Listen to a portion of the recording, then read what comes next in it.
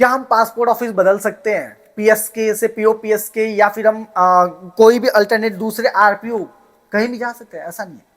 मैं आपको बताता हूं कैसे क्या करना होता है। देखो, आपका जो भी एड्रेस है वहां नजदीकी में जो भी आपका पीएसके है, पासपोर्ट सेवा केंद्र, अगर आप अप्लाई करने के दौरान आपने उसको चूज कर लिया, तो वो फॉर्म में अगर आपने पेमेंट कर दिया तो आप कोई भी चीज नहीं चेंज कर सकते, क्योंकि पीएसके सिटी में मोस्टली एक होता है या फिर 2-3 सिटी का मिलाकर एक होता है। वैसे पीओपीएस के बहुत सारे होते हैं। पीओपीएस के का मतलब होता है पोस्ट ऑफिस पासपोर्ट सेवा केंद्र, ये बहुत सारे आपको देखने को मिलेंगे, लेकिन पीएसके कम मिलता है। तो अगर आपने भी अप्लाई कर दिया, पेमेंट कर दिया, और आप सोच रहे हो अपने पीएसके को चेंज करके पीओपीएसके कर दो, इम्पॉसिबल, नहीं कर सकते अगर पेमेंट हो गया है। और अगर आपने अपना पीओपीएसके कोई भी प्लेस का ले लिया और बाद में पेमेंट भी कर दिया, उसके बाद आप सोच रहे हो पीओपीएसके से मैं पीएसके में कर लूं, मींस एक लोकेशन से मैं दूसरी लोकेशन डाल दूं, ये भी नहीं कर सकते आप, क्योंकि ये आपके पास अथॉरिटी ही नहीं है।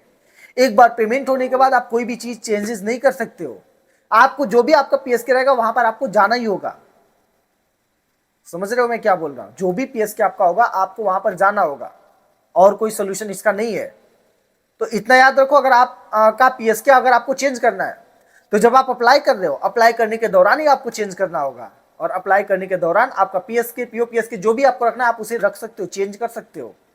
या फिर जो भी आपने पीएसके रखा है, अगर आप सोच रहे हो वहां पीएसके के अंदर में आप पीओपीएसके बहुत सारे आ जाते हैं, तो उसमें आप लिस्ट में चूज करके आप अपॉइंटमेंट जो है अपना ले सकते हो, कोई दिक्कत नहीं है।